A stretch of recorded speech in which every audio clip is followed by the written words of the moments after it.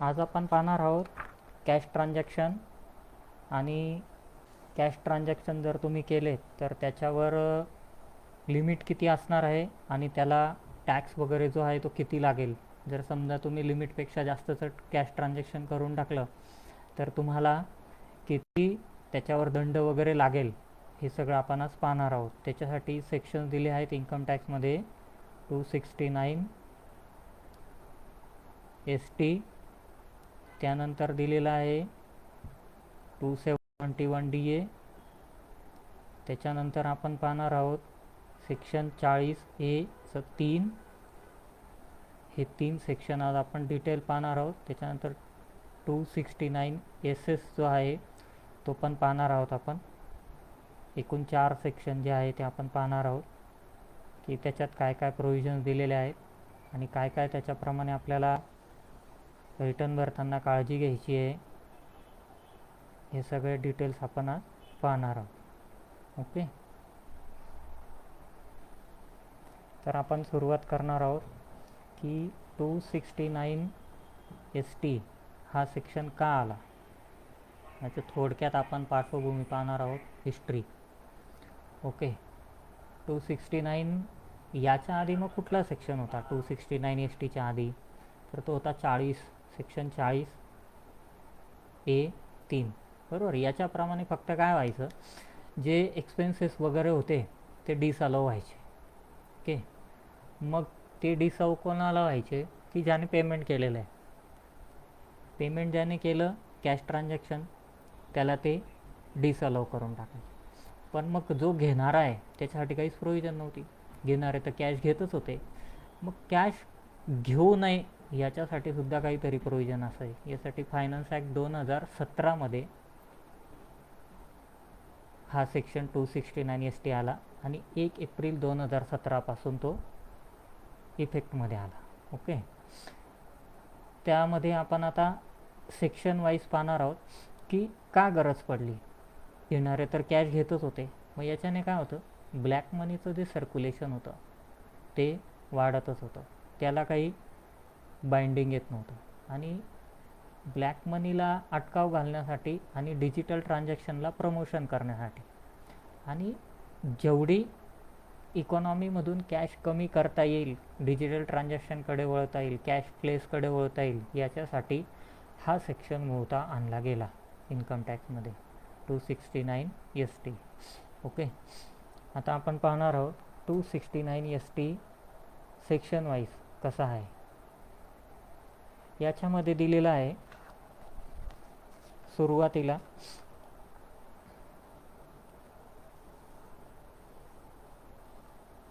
(269 ST) provides as no person shall receive an amount of rupees 2 lakh or more otherwise than by an account pay check or account pay bank draft or use electronic clearing system through bank account. जे electronics मोडने तुम्ही cash घेतलेली पाहिजे. किती? 2 लाखाच्या वर जर तुम्ही कॅशमध्ये ट्रान्झॅक्शन केलं तर तुम्हाला इथे अडचण येऊ शकते. 2 लाखाच्या आत तुम्ही ट्रान्झॅक्शन करू शकता. 2 लाख किंवा 2 लाखाच्या वर जर केले तर ते कसे पाहिजे, डिजिटलाइज पाहिजे. मग डिजिटलाइजसाठी त्यांनी मोड दिलेले. कुठले कुठले दिले आहेत त्याच्यामध्ये दिले आहेत त्यांनी prescribe mode of electronic payment. त्याच्यामध्ये दिलं आहे credit card, debit card, net banking, IMPS, UPI, RTGS, NEFT आणि भीम. ह्या मार्गांनी जर तुम्ही ट्रान्सफर केले मग ती अमाऊंट 2 लाखापेक्षा जास्त असली तरी तुम्हाला कॅश ट्रान्झॅक्शनचा काही रिस्ट्रिक्शन असणार नाही आणि तुम्ही तुमचे व्यवहार हे त्याद्वारे पूर्ण करू शकता. पण हे मार्ग सोडून जर तुम्ही कॅश पद्धतीने दिले 2 लाखाच्या वर अमाऊंट तर तुम्हाला काय होईल, दंड लागेल. मग तो किती लागेल, काय लागेल हे आपण पुढे पाहणार आहोत. आधी आपण 269 हा जो आहे हा पूर्ण पाहणार आहोत. याच्यामध्ये काय दिलं आहे 269 ST मध्ये A, B आणि C असे 3 पार्ट केले. त्यांनी काय केलं आहे, same pair in a day, बरोबर. हे एका दिवसामध्ये जर पेमेंट केला असेल सेम पेअर एकाच व्यक्तीने त्याच्यानंतर सेकंड केलं आहे सेम ट्रान्झॅक्शन, एकाच ट्रान्झॅक्शनसाठी. थर्ड केलं आहे सेम इव्हेंट और ऑकेजन. हे आता याला एक्सप्लेनेशन कसं आहे हे आपण एक एक घेत पुढे पाहणार आहोत, बरोबर. याच्यामध्ये काय केलं त्यांनी, same person in a day, बरोबर, same person in a day, एकाच व्यक्तीने दिवसभरात. आता त्याचं पाहू आपण. जर एका व्यक्तीने एखादी वस्तू सेल केली 2.5 लाख रुपयाला, बरोबर, कॅशमध्ये, म्हणजे त्यांनी कॅश रिसीव केली, तर त्याच्यामध्ये काय होईल, कॅश रिसीव केली मग त्याला ते 2.5 लाखात केली, मग सिंगल डे झाला 2.5 लाख रुपये कॅश घेतली, मग याला रिस्ट्रिक्शन याने क्रॉस केला 2 लाखाचा, म्हणून इथे 269 ॲप्लिकेबल होईल. आणि मग याला काय राहील, दंड वगैरे जे आहे ते 271 DA दिलेला आहे, तो आपण पुढे वाचणार आहोत तेव्हा मी तुम्हाला सांगेल त्याचं एक्सप्लेनेशन. हे 2 लाखाच्या वर ट्रान्झॅक्शन असलं तर अडचण येईल. कधी, सिंगल पर्सन असेल तर, एकच व्यक्ती सेम डे, बरोबर. आता सेम डेचं झालं, त्याच्यानंतर सिंगल ट्रान्झॅक्शन. सिंगल ट्रान्झॅक्शनला काय म्हणतो तो, अमाऊंट रिसीव अदर दॅन, म्हणजेच कॅशमध्ये, इलेक्ट्रॉनिक मोड सोडून जर असेल, in respect of single transaction should not be ₹2 lakh और मोर, म्हणजे 2 लाख किंवा 2 लाखापेक्षा जास्त नसावे. ओके, 2 लाख किंवा 2 लाखापेक्षा जास्त नसावे. त्याच्यानंतर सेम इव्हेंट ऑकेजन 269 ST मधला C, amount receive other than electronic mode जे आहेत ते सोडून 2 लाख किंवा जास्त असेल तर, याच्यामध्येही सेम, म्हणजे ह्या 3 कंडिशन ज्या असतील, सेम ट्रान्झॅक्शन, सेम इव्हेंट आणि सेम पर्सन, सिंगल पर्सन, या 3पैकी जर असेल 2 लाखाच्या वर, तुम्ही 2 लाख किंवा 2 लाखाच्या वर, तर तुम्हाला 269चं व्हायलेशन होतं आणि मग त्यावेळेस तुम्हाला काय करावं लागतं, दंड जो आहे तो लागेल, तो लागतो 271 DA प्रमाणे. त्याच्या प्रोविजन आपण पाहणार आहोत. आता याच्यामध्ये जे आहे की आता 269 ST हा ॲप्लिकेबिलिटी बघितली आपण, बरोबर, की 2 लाखाच्या वर असला तर या ट्रान्झॅक्शनप्रमाणे तो ॲप्लिकेबल होईल.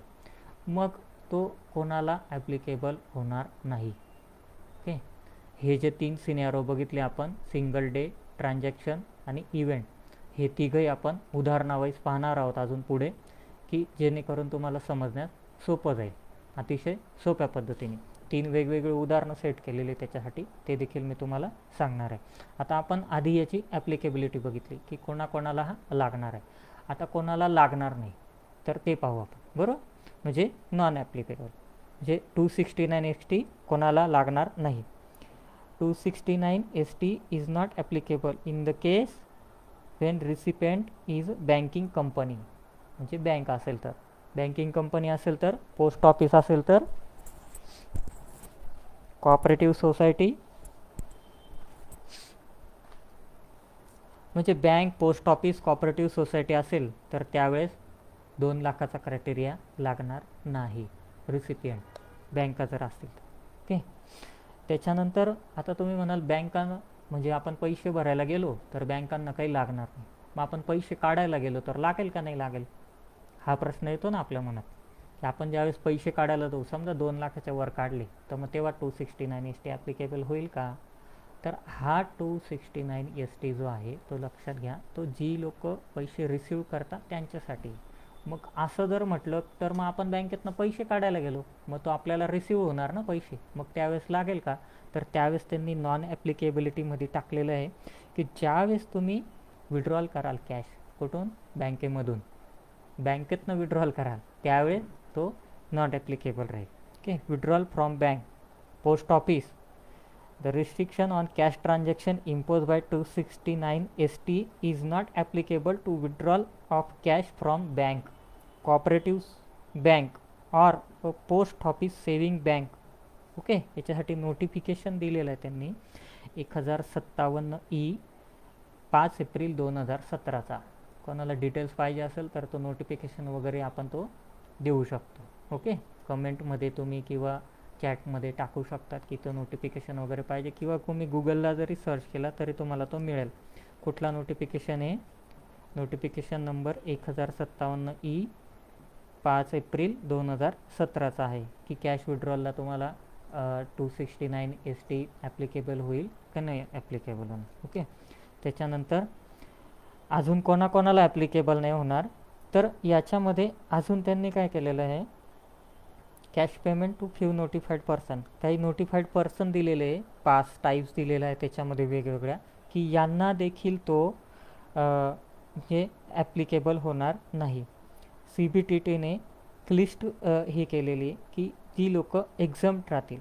CBTT has notified the list of the person who are exempt from receiving cash payment of ₹2 lakh. 2 lakh रुपयाचं पेमेंट जी लोक रिसीव करू शकतात अशा एक्झम्प्ट असणाऱ्या लोकांची लिस्ट ती CBTTने जाहीर केलेली आहे.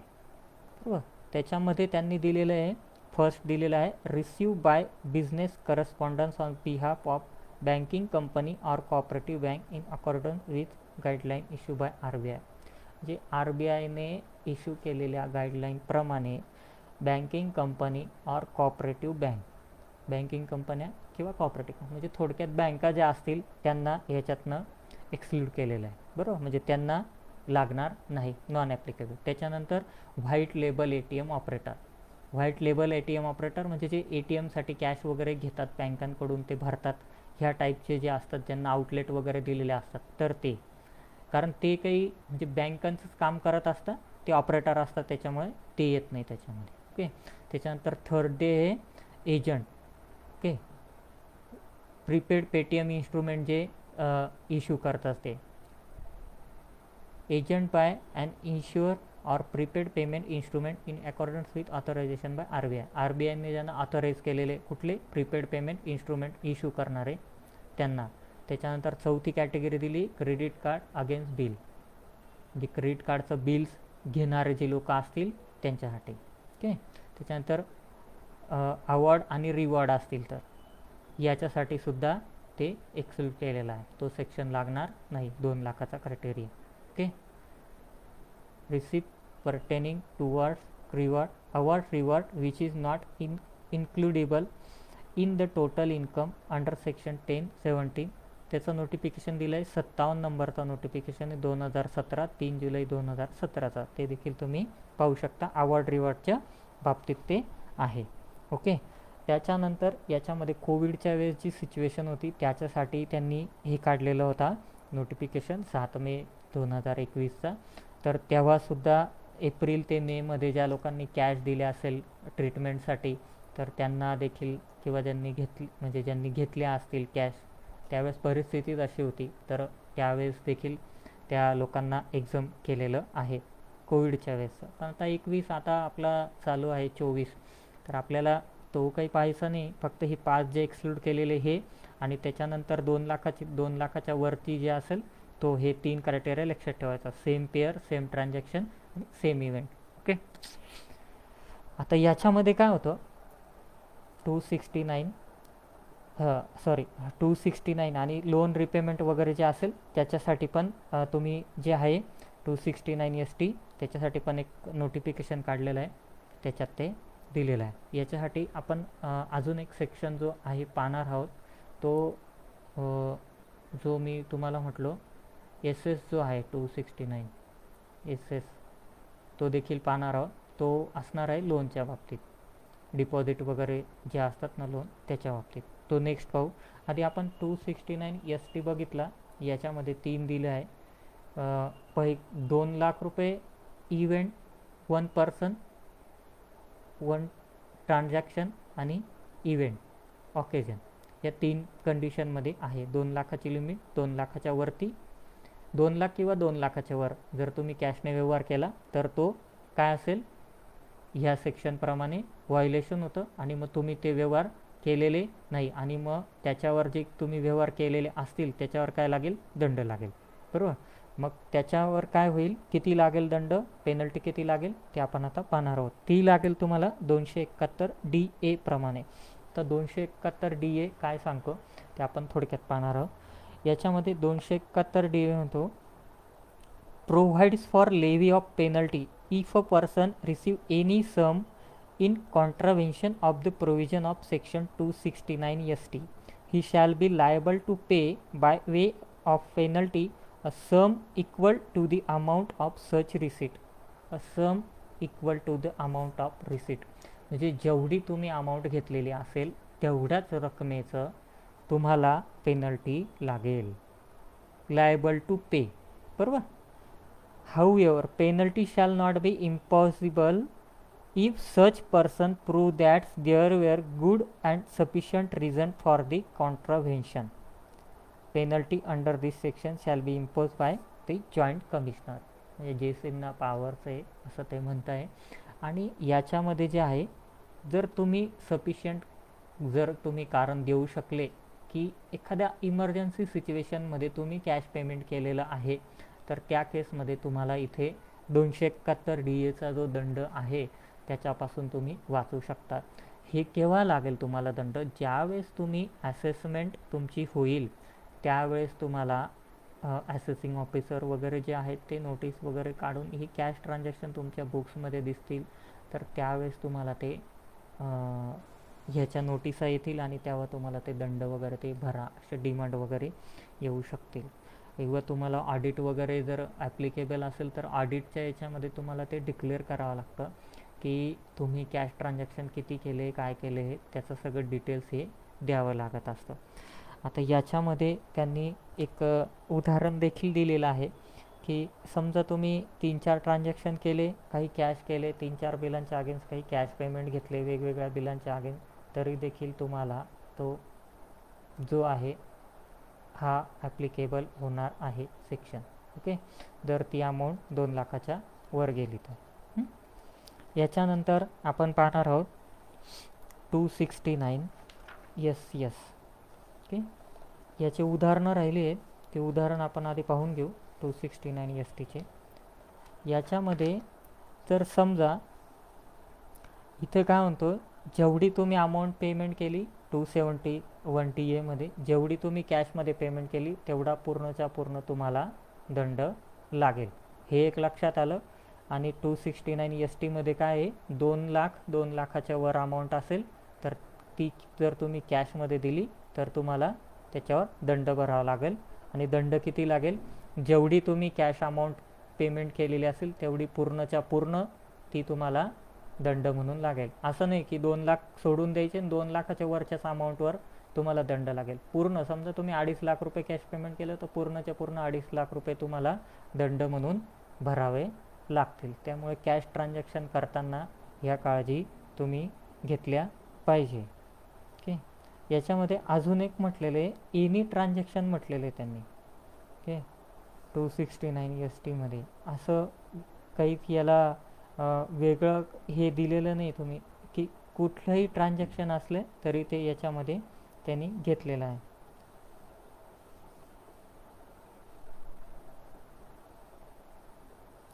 इथे म्हटलेलं आहे this provision is applicable whether the recipient is a seller of goods or service provider or transferor of capital assets. म्हणजे जर कॅपिटल ॲसेट जरी असेल तरी तुम्हाला ते घ्यावं लागेल, ऑर एनी अदर पर्सन किंवा इतर कुठलीही व्यक्ती असेल तरी देखील. म्हणजे सगळ्याच ट्रान्झॅक्शनला यांनी कवर केलेलं या सेक्शनमध्ये. म्हणून कॅश ट्रान्झॅक्शन करताना तुम्ही ती काळजी घेतली पाहिजे. त्याच्यामध्ये त्यांनी एक अमेंडमेंट करून दिलेला आहे, तो थोडा असा आहे की जर तुम्ही सोसायटी वगैरे जे असेल त्याच्यामधला आहे, तो तुम्हाला सांगतो एक मिनटं.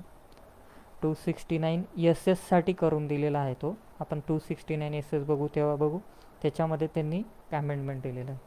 269 ST साठी काहीच नाही, हे 3 क्रायटेरिया दिलेलं आहे, सेम डे, सेम ट्रान्झॅक्शन आणि सेम ऑकेजन. समजा इथे एक उदाहरण दिलं आहे सेम ऑकेजनसाठीचं. समजा मॅरेज सेरेमनी आहे आणि मॅरेज सेरेमनीसाठी वेगवेगळे, एंगेजमेंटसाठी वेगळं आहे, हळदी फंक्शनसाठी वेगळं आहे आणि मॅरेजसाठी वेगळं आहे. अशी 3 वेगवेगळे बिलं समोरच्याने जनरेट केले आणि त्याच्यामध्ये तुम्ही 3 वेगवेगळ्या बिलांना जर कॅश पेमेंट ते जरी एकत्र मिळून जरी ते 2 लाखाच्या वर जात असेल 3 बिलांचं वेगवेगळं पेमेंट करून, तरी देखील तुम्हाला त्याच्यामध्ये कॅश ट्रान्झॅक्शन तुम्ही केलेलं आहे असं गृहीत धरलं जाईल. त्यावेळेस काय होईल, same event occasion. Okay, marriage हा एकच फंक्शन आहे, त्याचे वेगवेगळे हे सब फंक्शन आहे, त्याच्यामध्ये तुम्ही जे पेमेंट केले तर ते याच्यामध्ये कन्सिडर केलं जाईल. ओके. त्याच्यानंतर आपण पाहणार आहोत 269 SS.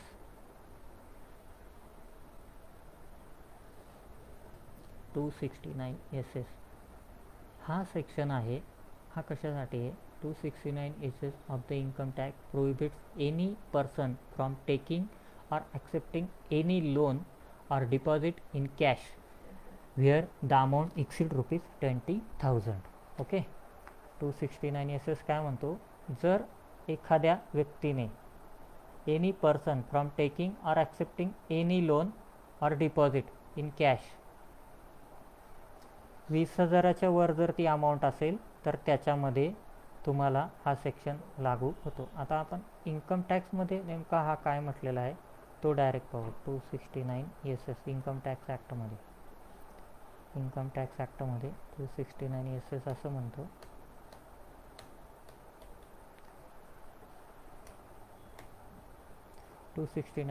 Mode of taking or accepting certain loan deposit and specified सम.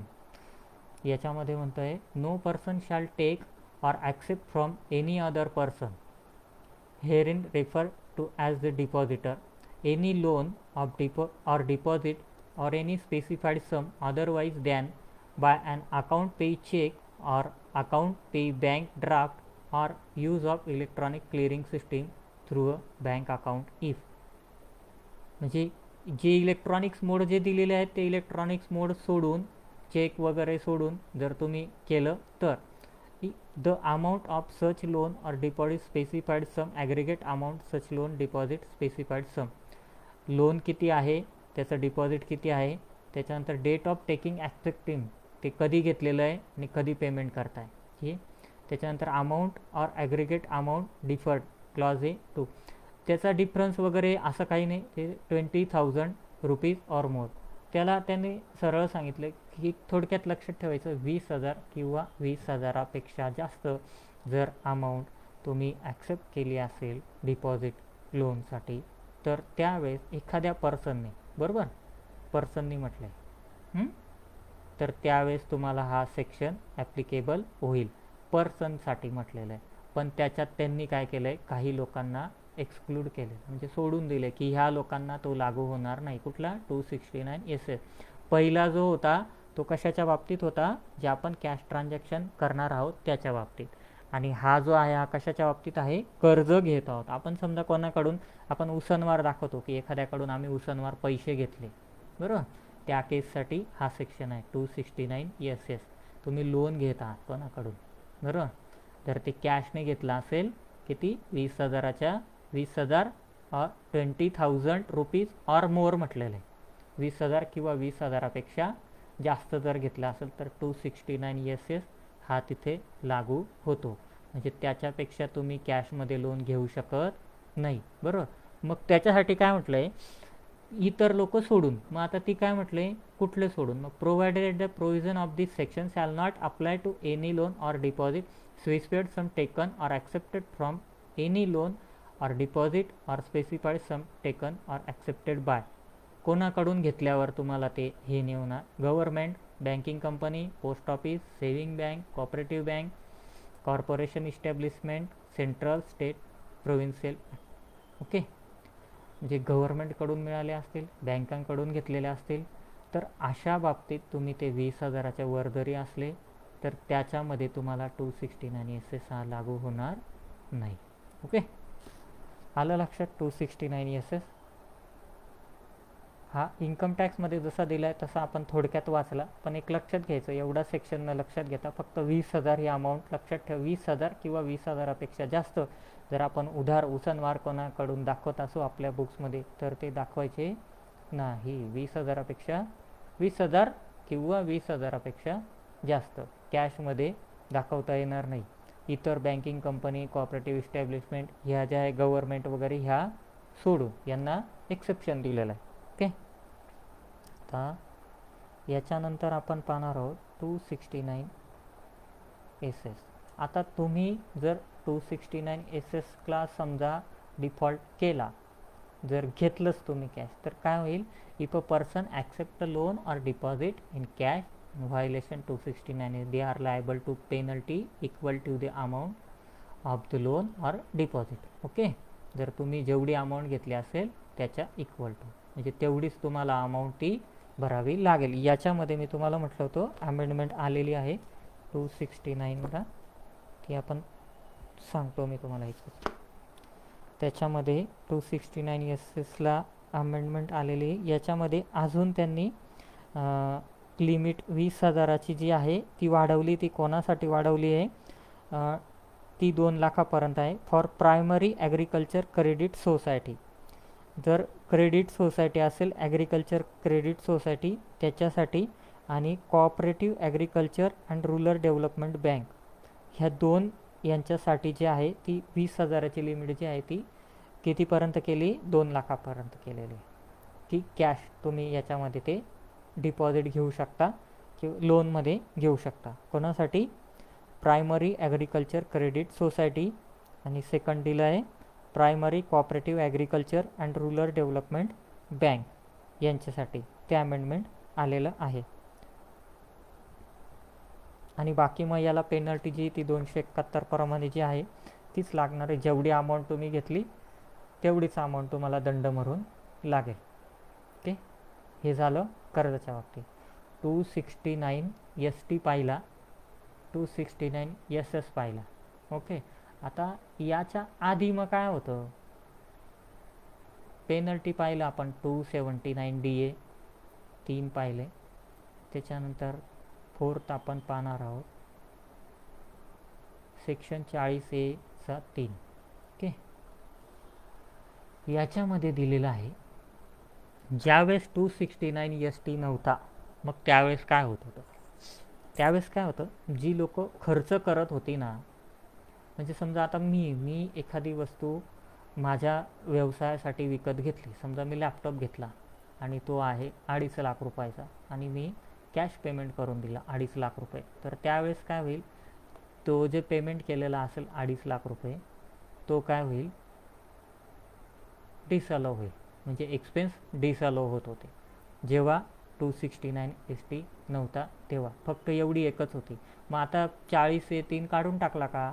तर नाही, तो सुद्धा आहे. मग हा कोणासाठी होता?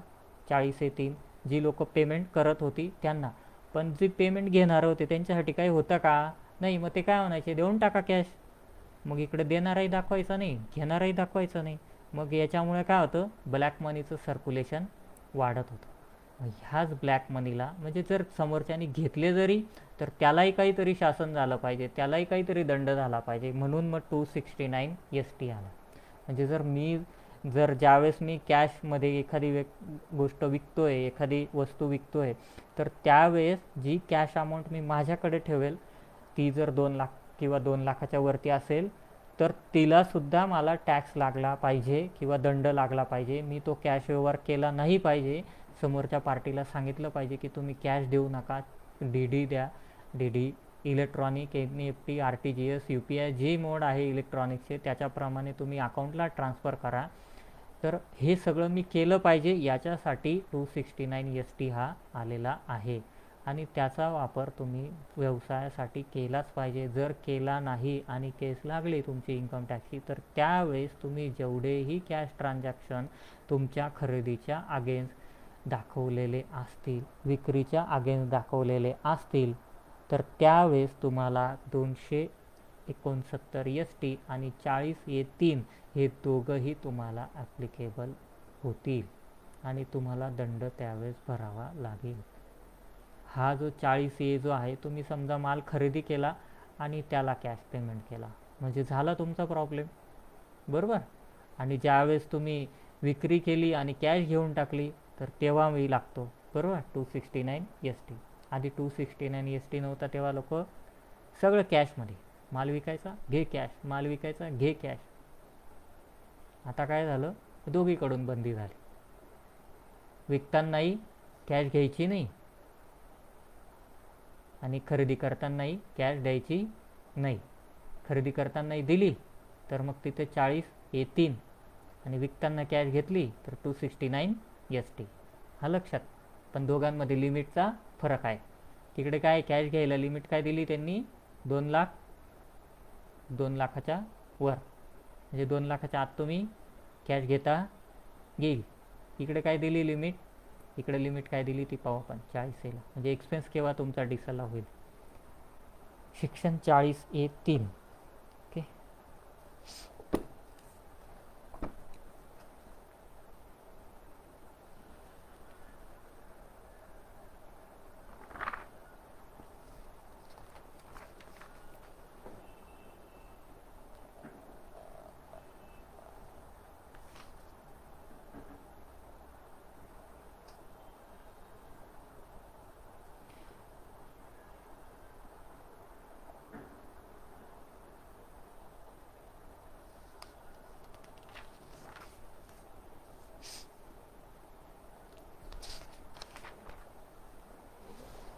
याच्यात म्हटलेलं आहे applies to any payment in cash during the course of business profession.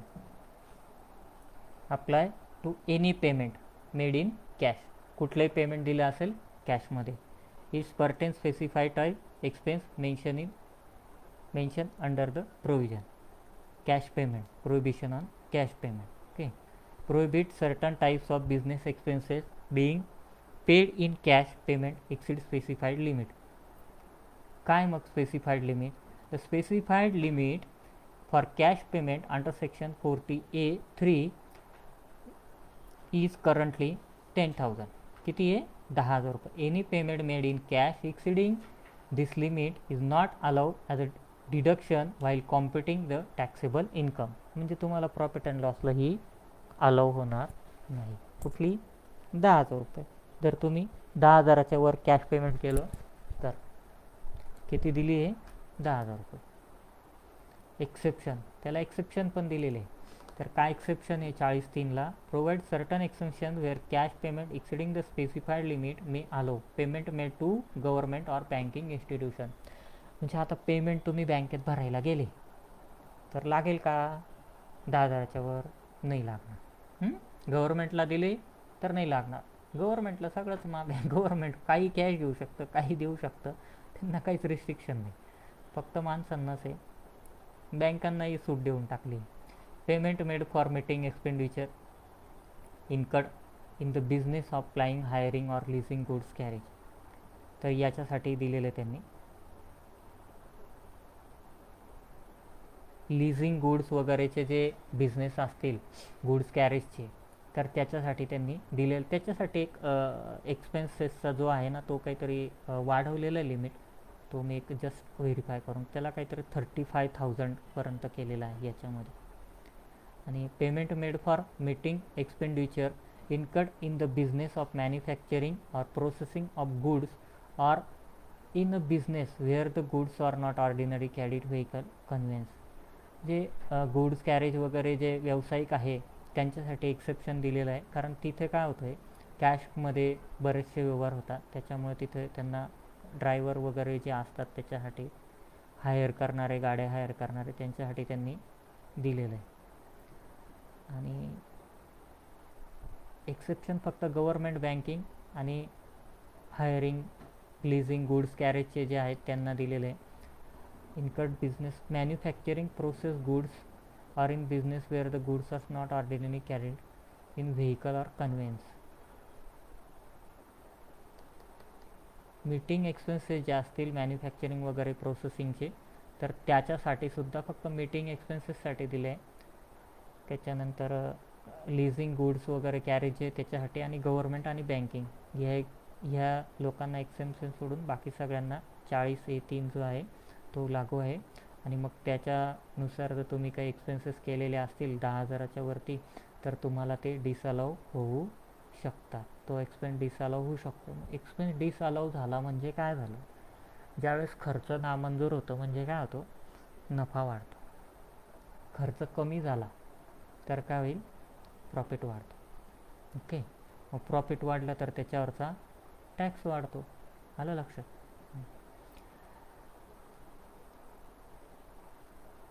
आपण आज पाहिले सेक्शन 4 सेक्शन. याच्यामध्ये आता फक्त आपला जो होता 269 ST याच्यातले जे होते ना आपले उदाहरणं ते पाहायचे राहिले. आणि 40 जो आहे 40A3 तो एकदा मी पुन्हा सांगतो थोडा डिटेल्समध्ये. एक ॲक्टमध्ये त्याचा थोडा दिलेला आहे. 40A चा 3 पाहिजे ना आपल्या सबसेक्शन 40A.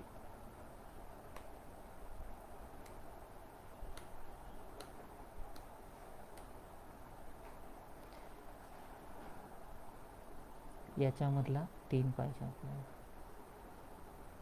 2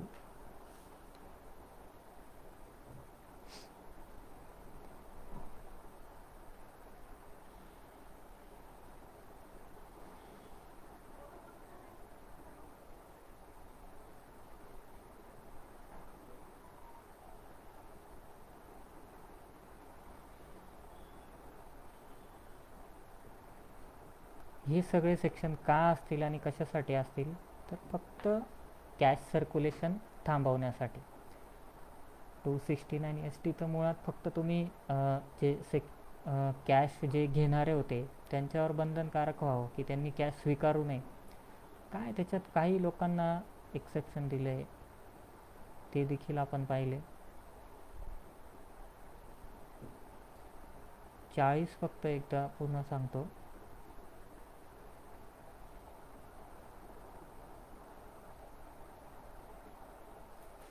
एक सेकंड.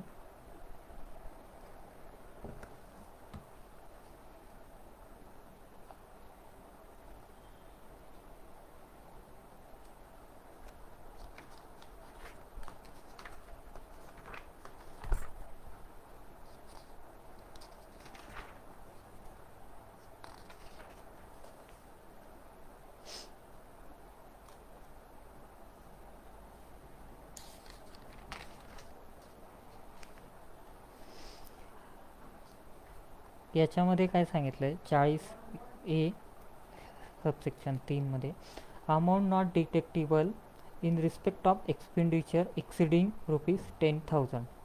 10,000पेक्षा जास्त बरोबर. Exceeding ₹10,000. If an assessee incurs any expenditure in respect of which payment in exceed ₹10,000 is made otherwise than by an account pay check or account pay bank draft of such expenditure will not be allowable as deduction.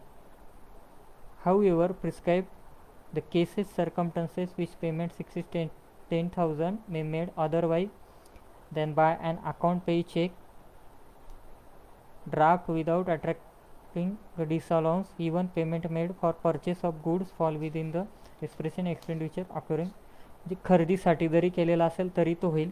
आणि याच्यामध्ये एक list त्यांनी अशी दिलेली होती जी मी तुम्हाला electronic मोड पेमेंटची जी आधी सांगितली की इलेक्ट्रॉनिक मोड पेमेंट झालेला आहे, इलेक्ट्रॉनिक पद्धतीने तुमचं पेमेंट झालेलं आहे. तर ते कुठले कुठले असतील तर ते जे आहे ते आहे ॲज पर रूल 6A(b)(b)(a) प्रमाणे prescribe mode of electronic payment. त्याच्यामध्ये दिले credit card, debit card, net banking, IMPS, UPI, RTGS, NEFT आणि भीम. ओके, ह्या पद्धतीने जर तुम्ही पेमेंट केलं तर ते कितीही असू द्या तर त्याला काही अडचण नाही.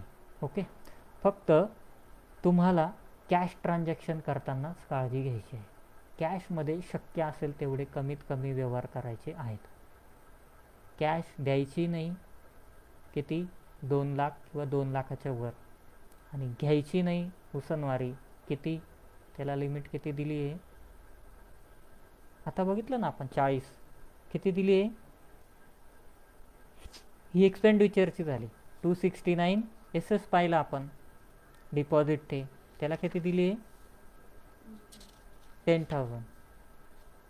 269ला 20,000 रुपये ना. 20,000 म्हटलेलं तिथं 20,000 म्हटले. इथे पेमेंट फक्त एक्सपेन्सेससाठी 10,000 आहे. त्याच्यानंतर डिपॉझिट वगैरे किंवा लोन म्हणून 20,000 आहे. 20,000 किंवा 20,000पर्यंत.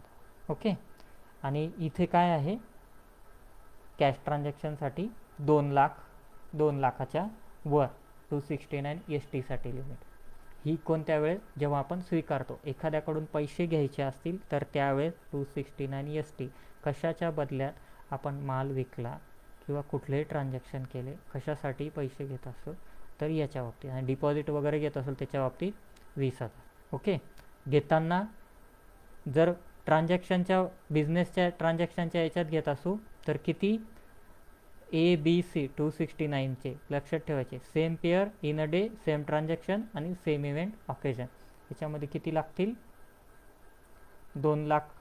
आणि 2 लाखाच्या वर जर अमाऊंट गेली तर 271 DA प्रमाणे तुम्हाला दंड लागेल. तो किती लागेल, जेवढी अमाऊंट असेल तेवढा पूर्ण. याच्यात मी तुम्हाला म्हटलं होतं उदाहरणं पाहिजे राहिलेत आपले, तर याच्यामध्ये 2-3 उदाहरणं दिली आहेत. याच्यात एक उदाहरण असं दिलं आहे की समजा वेगवेगळ्या याच्यात तुम्ही पेमेंट केलं. एक उदाहरण दिलेलं आहे, समजा तुमचं काहीतरी 15 लाखाचं आहे, एक आणि कॉम्प्युटर हार्डवेअरचं दिलेलं इथं उदाहरण. 15 लाखाचं काहीतरी तुम्ही ट्रान्झॅक्शन केलं एकाकडून, डीलरकडून, आणि त्याच्यात थोडे थोडे करून 1 लाख, 1.5 लाख असे काही कॅश अमाऊंट दिली आणि बाकीचे चेक दिले, बरोबर, वेगवेगळ्या दिवशी दिले. पण काय झालं, वेगवेगळ्या दिवशी दिले पण पर्सन सिंगल पर्सन. ओके. तर त्यावेळेस काय होईल, बिल तुमचं एकच होतं, वेगवेगळ्या अमाऊंट पेमेंट केले, काही अमाऊंट कॅशमध्ये दिल्या पण त्या किती होत्या, 2 लाखाच्या वर गेल्या. मग जेवढी अमाऊंट 2 लाखाच्या वर गेली त्या बिलाच्या आगे, तर तेवढी जी आहे ती तुम्हाला 271 DA प्रमाणे तेवढ्याच अमाऊंटचा तुम्हाला दंड लागू शकतो. ओके. आता याच्यात ह्या जे दिलेलं आहे ना, याच्यात एक हे दिलेलं आहे, penalty shall not be impossible if such person prove that there were good and sufficient reason. हा गुड अँड सफिशियंट रिझन जो आहे ना, ही थोडीशी अशी कुठेतरी या सेक्शनला पळवात देऊन टाकलेली 271 DA.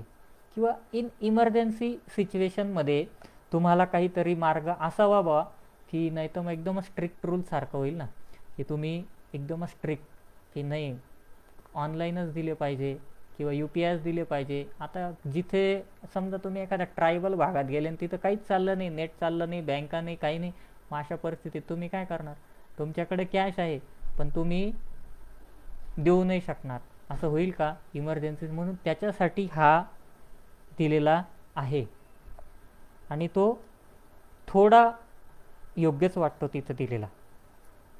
कारण काय होतं, ज्यावेळेस एखादी इमर्जन्सी सिच्युएशन येते आणि जर ती खूप स्ट्रिक्ट रूल असले तर शेवटी आपल्याला व्यवहार करायचा आहे, एखादी ट्रान्झॅक्शन फुलफिल करायचं, तर त्या केसमध्ये तुम्हाला इथे एक्सेप्शन मिळू शकतं सम केसेसमध्ये. Okay. Good and sufficient reason असेल तर, म्हणजे स्क्रुटिनी वगैरे लागली तर त्यावेळेससुद्धा तुम्हाला ते रिझन ते प्रूफ करून द्यावं लागेल, की असं असं जे काही सिच्युएशन असेल, फॅक्ट्स वगैरे ते सगळं तुम्हाला द्यावं लागेल, आणि तेव्हा मग ते ग्राह्य धरलं जाईल. आणि त्यावेळेस तुम्हाला जी पेनल्टी वगैरे जी डिमांड केलेली असेल 271 DA प्रमाणे, तर त्यावेळेस ती लागणार नाही. ओके.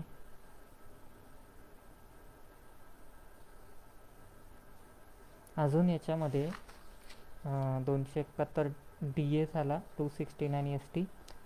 याच्यात ज्यांना एक्सेप्शन दिले तेही पाहिले आपण. 5 आहेत त्याच्यामध्ये दिलेले criteria. Banking company, cooperative, white label operator, prepaid card वगैरे पेमेंट जे असतील त्याची, त्याच्यानंतर क्रेडिट कार्डचे बिल्स आणि अवॉर्ड रिवॉर्ड, हे 5 एक्सेप्शन दिले. त्याच्यानंतर तुम्ही कॅश विड्रॉल केली बँकेतनं तर त्याला एक्सेप्शन दिलेलं आहे. ओके. कॅश विड्रॉललाही लागणार नाही. त्याच्यानंतर बँक कंपनी वगैरे जे आहे यांनाही दिलं आहे, पोस्ट ऑफिस वगैरे यांना. 40ही 10,000च्या वर तुम्हाला ट्रान्झॅक्शन करता येणार नाही पेमेंट देत असताना. 269 ST पेमेंट घेत असतानाचा आहे, आणि पेमेंट देत असतानाचा म्हणजे खर्च करत असताना किंवा काही खरेदी करायची आणि त्याच्यावेळेस पेमेंट देत आहे व्यवसायासाठी, तर तो किती असेल, 10,000 रुपये ही लिमिट. हे लक्षात ठेवा. 10,000, 20,000, 2 लाख, 2 लाखाच्या वर, बरोबर. आणि जेवढी अमाऊंट तेवढा दंड, 271 DA. ओके. 1, 2, 3, 4 सेक्शन आपण आज पाहिले. 269 ST, 271 DA, त्याच्यानंतर 40A3 आणि 269SS. ओके, डिपॉझिट लोन्सच्या बाबतीत. आता याच्यामध्ये अजून एक होता, तो एक सांगायचा राहिला.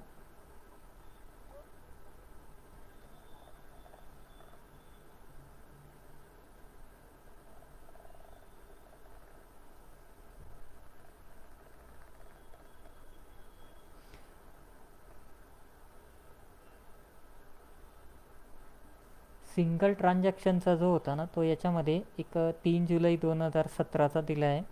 तर त्याच्यामध्ये असं म्हटलं आहे, CBDT has clarified that in respect of receipt in the nature of repayment of loan by non-banking finance company or housing finance company, all the installment of loan repayment shall not be aggregate for the purpose of determining applicability of provision 269ST.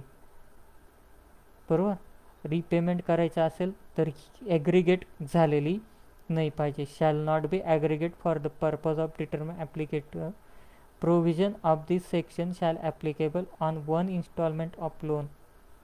In other words, the receipt one instalment of loan repayment in respect of a loan shall constitute a single transaction as specified in section 269 STB. Single transaction, same transaction म्हटलेलं आहे ना त्याच्यामध्ये.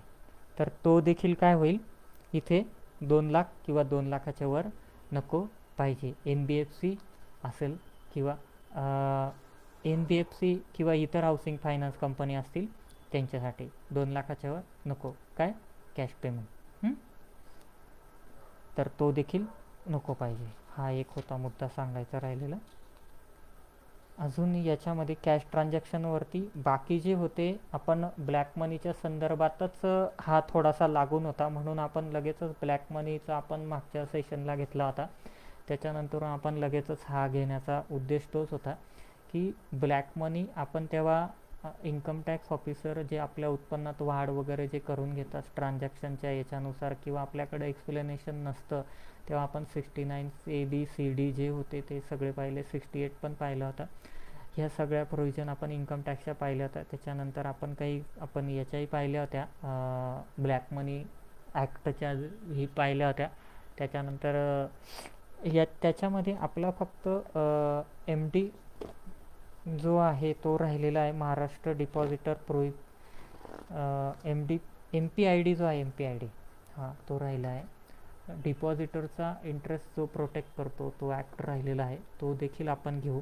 कारण सध्या ज्या cases वगैरे ज्या होत आहेत त्या सर्व ज्या मॅक्झिमम शेअर्स मार्केटवाले लोक जे आहेत ते कॅश घेऊन काही बोगस ट्रान्झॅक्शन वगैरे जे करतायत, तो MPID जो आहे डिपॉझिटरचा इंटरेस्ट कुठेतरी हे लोक हे करतायत, व्हायलेट करतायत, आणि त्याच्यामुळे काय होतं, डिपॉझिटर सेफ नाही आहे आणि त्याच्यामुळे बऱ्याचशा केसेस दाखल होत आहेत. तर आपण तो MPID जो आहे तो देखील पाहणार आहोत. आणि शेअर्स मार्केटवरचे जे ट्रान्झॅक्शन आहेत, शेअर्स आपण जे खरेदी विक्री करतो स्टॉक मार्केटला, आता सध्या काय आहे, बरेच लोक ट्रेडिंग करायला लागलेले आहेत. तर त्या ट्रेडिंग सेशनमध्ये जे आहेत ते फ्युचर ऑप्शन आहेत, त्याच्यानंतर डिलिव्हरी ऑप्शन आहे, त्याच्यानंतर इतरही काही आहे, म्युच्युअल फंड आहे. तर ह्या सगळ्या याच्यामध्ये तुम्ही ज्यावेळेस इन्व्हेस्ट करत असतात, ट्रान्झॅक्शन करत असतात, की हा बिझनेस घ्यावा की इन्व्हेस्टमेंट म्हणून घ्यावा, ह्या सगळ्या गोष्टी ज्या आहेत त्या आपण सविस्तर पाहणार आहोत. तर नेक्स्ट सेशन जो राहणार आहे पुढच्या शनिवारचा, तो असणार आहे 18 तारखेला, बरोबर. तर 18 तारखेचा जो सेशन राहणार आहे तो स्टॉक मार्केटवरती राहणार आहे. सेबीचे काही रूल्स रेग्युलेशन आहेत जे आपण त्याच्यामध्ये डिस्कस करणार आहोत. ट्रान्झॅक्शनवरती कॅश ट्रान्झॅक्शनवरचे तर आपण आता बघितलेच याच्यामध्ये, पण सेबीचे देखील काही रिस्ट्रिक्शन आहेत. तुम्ही ज्यावेळेस एखादं डीमॅट अकाउंट ओपन करत आहात तर तुमच्या ब्रोकरकडे तुमचे काय काय राईट्स आहेत, तुम्ही ब्रोकरकडून काय डिमांड करू शकता, काय घेऊ शकता, ब्रोकरने तुम्हाला वेळेवर काय दिलं पाहिजे, कशासाठी तो तुम्हाला अटकाव करू शकतो, किंवा कुठली गोष्ट न दिल्याने तुमचे काय काय हक्क आहे ते आपण सगळे त्याच्यामध्ये पाहणार आहोत. आणि त्याच्यानंतर शेअर्स ट्रान्झॅक्शन कसे तुम्ही करता आहेत त्याच्यावर कसा कसा टॅक्स लागणार आहे, कुठला कुठला टॅक्स किती लागेल हे देखील पाहणार आहोत. तुम्हाला बिल वगैरे ते येत असेल तुमच्या ब्रोकरकडून, ते जरी येत असलं तरी ते बिल येतं आहे त्याच्यामध्ये जी एस टी वगैरे लागून येतो आहे. ह्या सगळ्या गोष्टी झाल्या. तुमच्याकडे जी एस टी नंबर नाही, तुम्ही इंडिव्हिज्युअल आहात किंवा सॅलरीड आहात किंवा तुम्हाला शेअर मार्केटचा बिझनेस करायचा आहे, म्हणजे ॲज अ ट्रेडर म्हणून तुम्हाला काम करायचं आहे शेअर मार्केटमध्ये, तर त्यावेळेस तुम्हाला येणारी टॅक्स लायबिलिटी ही कशी कॅल्क्युलेट होईल, त्याच्यावर कसा टॅक्स येईल, इन्कम टॅक्स किती भरावा लागेल. मग तुम्हाला जर समजा लॉस झाला, तर आता मला ह्या वर्षी लॉस झाला आणि पुढच्या वर्षी तो कॅरी फॉरवर्ड करता येईल का, मग तो कुठल्या कुठल्या सेगमेंटचा कुठल्या कुठल्या सेगमेंटमध्ये सेट ऑफ मिळेल आणि तो कसा पुढे कॅरी फॉरवर्ड येईल, तो किती वर्षासाठी होईल, ह्या सगळ्या गोष्टी ज्या आहे आपण पुढच्या सेशनमध्ये डिस्कस करणार आहोत.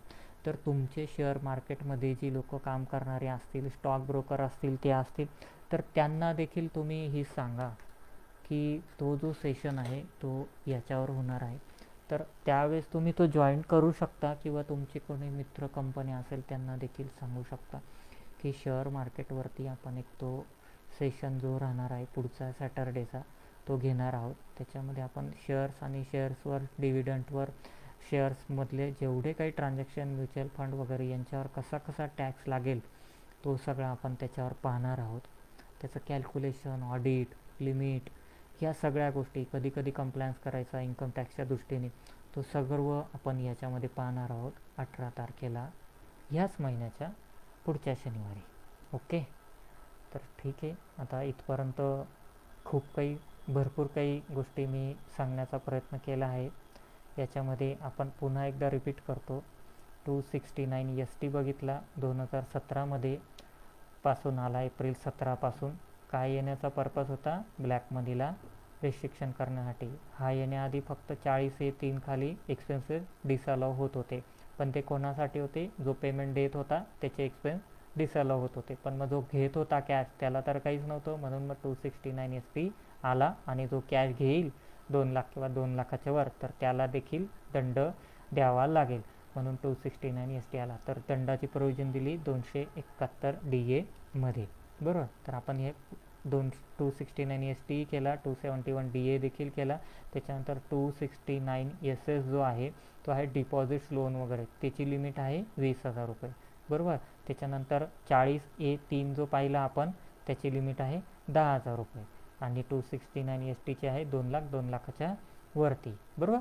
सगळ्यांची लिमिट लक्षात ठेवा आणि रिटर्न भरताना या सगळ्यांची काळजी घ्या.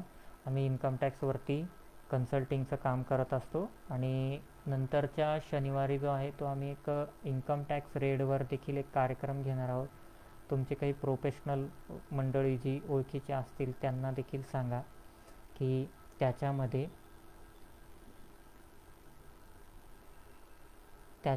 त्यांना सहभाग घेता येईल. तो रेडवरती घेणार आपण. रेड समजा इन्कम टॅक्स रेड झाली आणि इन्कम टॅक्स रेड होऊ नये याच्यासाठी काय काय तुम्हाला प्रिकॉशन घ्यायचे आहेत, इन्कम टॅक्स रेड केव्हा होऊ शकते, केव्हा होऊ शकत नाही, आणि तुम्ही त्याच्यासाठी काय काय काळजी घेतली पाहिजे, ॲसेट्सचं मॅनेजमेंट कसलं असलं पाहिजे, तुमचे ॲसेट्स तुम्ही कशा व्हेरीफाय करून ठेवल्या पाहिजे, कॅश वगैरे, ह्या सगळ्या गोष्टी ज्या आहे या सगळ्या आम्ही त्याच्यामध्ये सांगणार आहोत. तर पुढचा सेशन जो आहे तो शेअर मार्केटवरती आहे आणि त्याच्यानंतरचा जो सेशन आहे तो आम्ही पुढच्या सेशनला सांगू. आणि 25 तारखेचा जो सेशन आहे तो इन्कम टॅक्स रेडवर, तो लाईव्ह सेशन ऑनलाईन नाही होणार आहे, तो फिजिकल असणार आहे. तर त्याच्यासाठी जे आहे ते 100 सीट्स अवेलेबिलिटी आहे, त्याचं बुकिंग वगैरे जे आहे ते तुम्ही करू शकता. 25 तारखेचा आहे, तो फक्त प्रोफेशनल लोकांसाठीच आहे, इतर लोकांसाठी तो आम्ही नंतर घेणार आहोत, पण आताचा जो आहे तो प्रोफेशनल लोकांसाठी आहे. तर आजसाठी एवढंच. आज आपण 4 सेक्शन पाहिले, 269 ST, 269 SS, 48चं 3, बरोबर. त्याच्यानंतर 271 DA, सगळ्यांच्या लिमिट्स वगैरे लक्षात असतील तर तुम्ही त्याप्रमाणे आता कॅश ट्रान्झॅक्शन करा आणि भीती न बाळगता तुमचं रिटर्न भरा. जय हिंद, जय भारत, धन्यवाद.